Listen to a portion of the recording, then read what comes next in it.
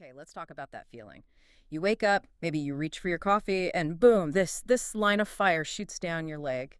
Lower back, hip, all the way down. Yes, searing is the word. It's not just pain, is it? It completely changes your day, your whole life sometimes. Absolutely. Standing up, sitting down, everything becomes a calculation against the pain. It's incredibly limiting. It really is. Sciatica doesn't just hurt. It steals your freedom, your ability to work, play with the kids, even just relax.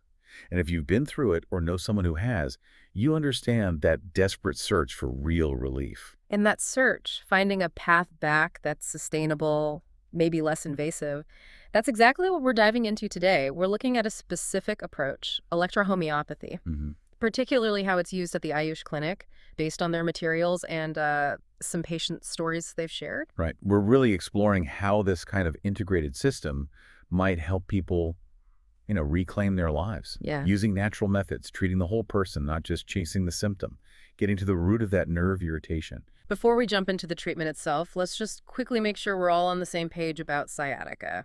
It's often misunderstood, isn't it? It's more a symptom than the actual problem itself. Exactly. That's a great way to put it.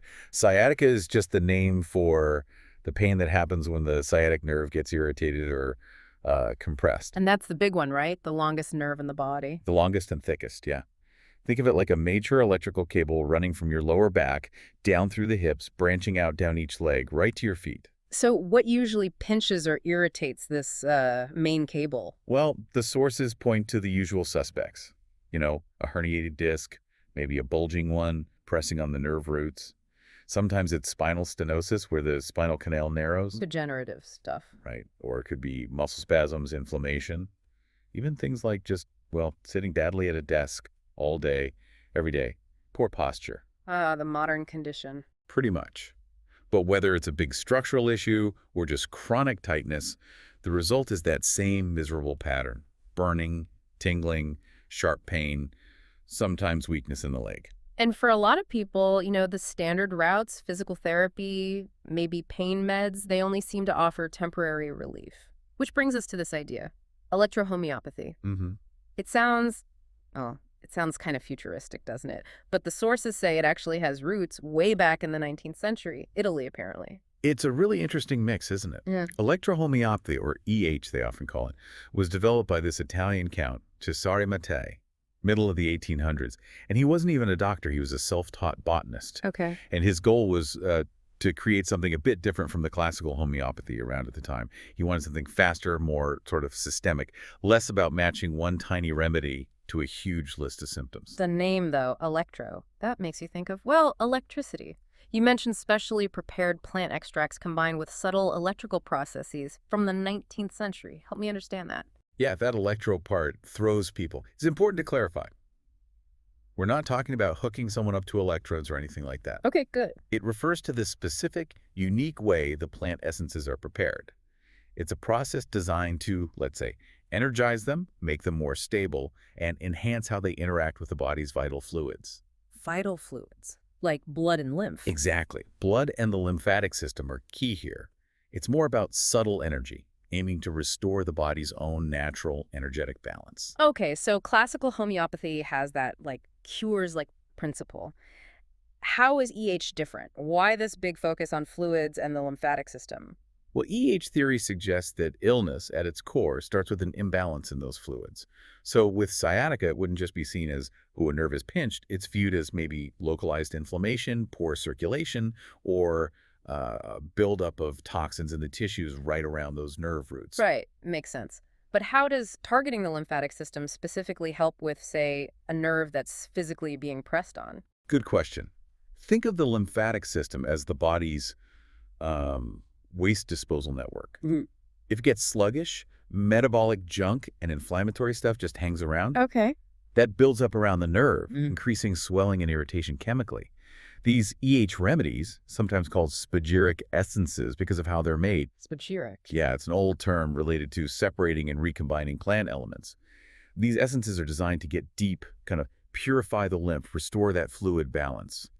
The idea is by cleaning up the environment around the sciatic nerve, you naturally reduce the pressure and inflammation acting on the nerve. Okay, let's drill down on that. How does this system actually tackle something as physical as nerve compression? If someone's got an MRI showing maybe a small disc bulge physically touching the nerve, how does a fluid-focused, energetic remedy fix that?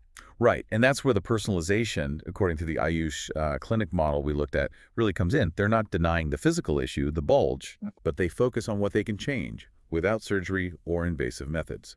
That's the inflammation, the circulation, the whole chemical environment surrounding that physical blockage. So it starts with a deep dive into the individual. Absolutely. Yeah. A really thorough consultation. They want to know not just where it hurts, but why your body is reacting this way. Which fluid systems seem out of whack? What's your overall constitution? Meaning the remedy isn't just a generic sciatica pill, it's tailored based on whether the pain is sharp or dull or burning. Precisely. For sciatica, they'd select remedies aimed at calming nerve irritation, bringing down inflammation, boosting local blood flow, but without creating dependency or the side effects you might get from strong drugs.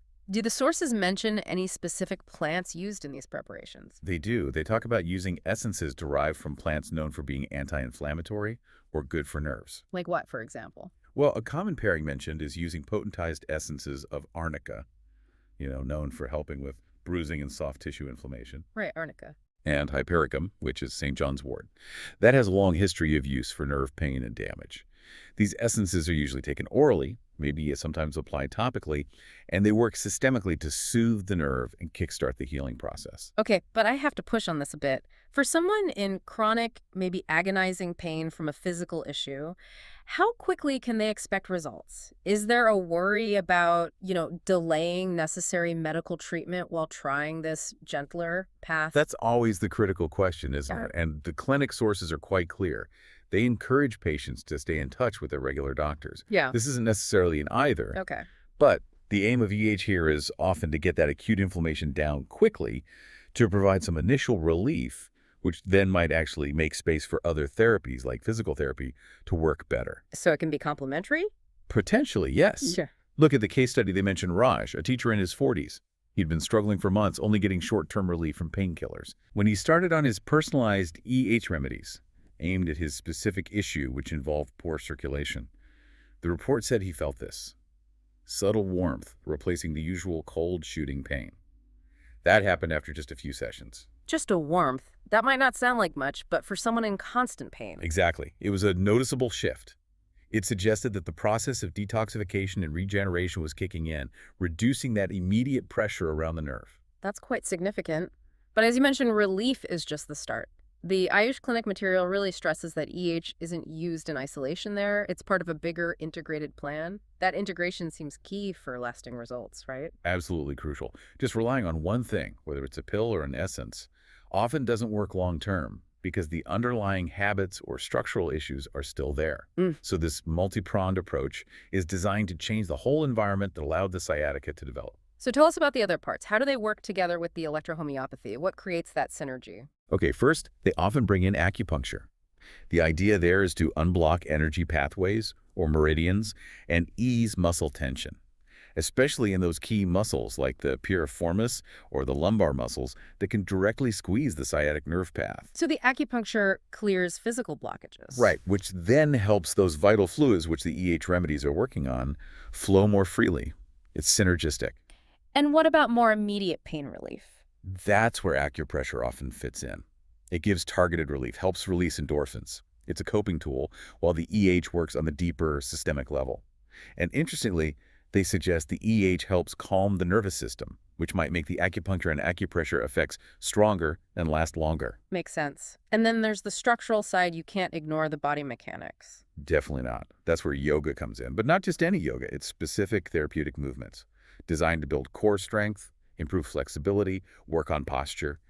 If EH is handling the internal chemistry, Yoga provides the scaffolding. that's a great way to put it. It provides the structural support to hopefully prevent it coming back. And finally, attacking inflammation from the inside through food. Yes, the naturopathic dietary advice. And it's more specific than just eat healthy. They focus on anti-inflammatory eating patterns, trying to shift the body's internal chemistry away from being too acidic. Why acidic? because an overly acidic internal environment can apparently hinder that lymphatic drainage that the EH is trying to boost. So by removing dietary roadblocks, they help the EH remedies do their job better. So putting it all together, the real takeaway here seems to be the gentleness of this whole approach. It's not about fighting the body, but supporting its own healing mechanisms. That's exactly it. And the big plus highlighted in the sources is the lack of side effects, no risk of dependency. It's framed as a catalyst for the body to regulate itself. Instead of just blocking pain signals, it aims to help the tissues heal and detoxify, getting at the source of the irritation. There was another story, Priya, a busy mom. Her experience seemed to really capture this integration working. She'd battled sciatica for years, right? Impacting everything. Yes, juggling pain, work, family life. She was apparently quite skeptical at first, having tried other things that didn't provide lasting relief. Understandable. But she found that the combination worked. The electrohomeopathy seemed to reduce the nerve's sensitivity, while the specific yoga rebuilt her core stability. Her feedback was that it didn't just stop the pain, it gave her confidence back. She could, as she put it, chase her kids around the park again. That's powerful. That's not just treating a symptom, that's restoring a life. It really illustrates the goal, doesn't it? These stories, Raja's and Priya's, they really highlight the potential this 19th century idea might have for tough chronic pain. But as always, we need to stress that EH should be seen as part of your overall health picture. Absolutely. While the sources suggest this integrated approach can be affordable and focuses on deeper repair, we always tell listeners, talk to your primary doctor. Make sure any holistic path you explore fits in safely with your complete medical care. It definitely offers a compelling alternative perspective, though. Moving away from just managing flare-ups towards addressing the root causes using personalized, natural, integrated methods. It seems like the difference between just coping and actually truly getting better. Which leaves us with a final thought for you to ponder after this deep dive. If the body really does have this amazing ability to heal itself, and if electrohomeopathy is designed simply to give it the right support by working on those fundamental vital fluids in the body's subtle energy fields, what other kinds of persistent chronic conditions, the ones that often stumped standard medicine, might potentially benefit from this unique blend of old-school botany and, well, subtle science?